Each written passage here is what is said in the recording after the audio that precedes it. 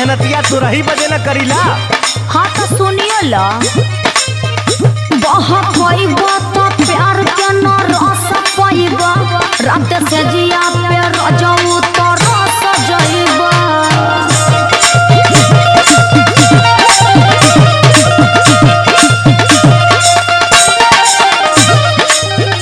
बहुत पैबा तो प्यार के न रस पैबा रात से जिया पे रजऊ तो रस जइबा। हमारा से चली